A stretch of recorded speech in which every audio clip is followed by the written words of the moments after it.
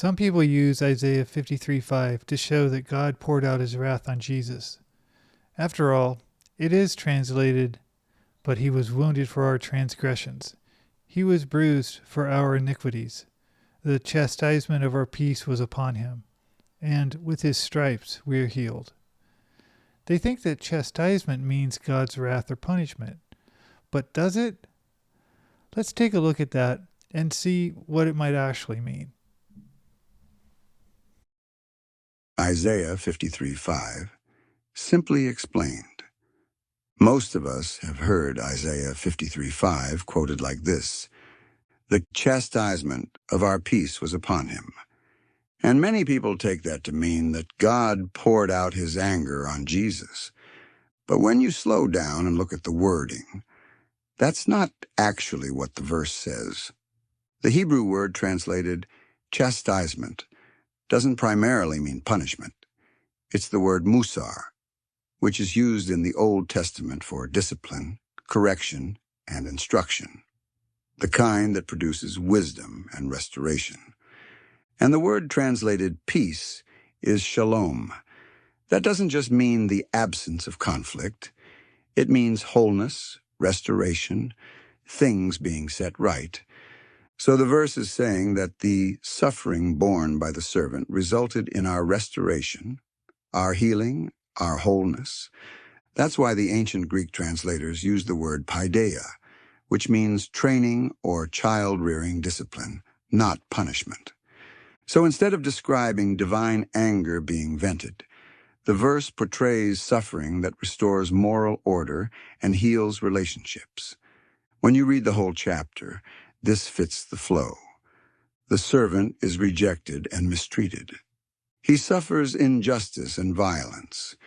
People misjudge him. Later they realize their own guilt. And the result is healing and restoration. It's not a snapshot of one moment. It's a life pattern. The servant is described as a man of sorrows, acquainted with grief, rejected and oppressed. That suggests ongoing suffering, not just a single event. If Christians read this in light of Jesus, it can include his whole life of faithful obedience under pressure. He resisted temptation. He confronted injustice. He loved enemies. He endured rejection. He remained faithful under escalating hostility. The cross is where all of that comes to a head. It reveals in one moment what his whole life embodied. So the question the verse answers isn't how much punishment was inflicted. The question it answers is, what did his suffering accomplish? It exposed how destructive sin really is. It showed what righteousness looks like under pressure. It revealed the goodness of God's character. And it opened the way for healing and restored life. That doesn't minimize the seriousness of sin. It shows it more clearly. And it shows that restoration comes when people see what sin does, see what goodness looks like, and choose to turn back toward what is right. As an example, imagine a good man standing up against corruption. Instead of listening, people destroy him.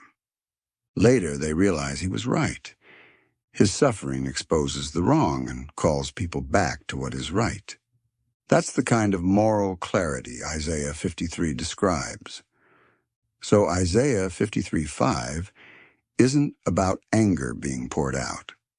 It's about suffering that brings healing, restores what is broken, and calls us back to the path of life.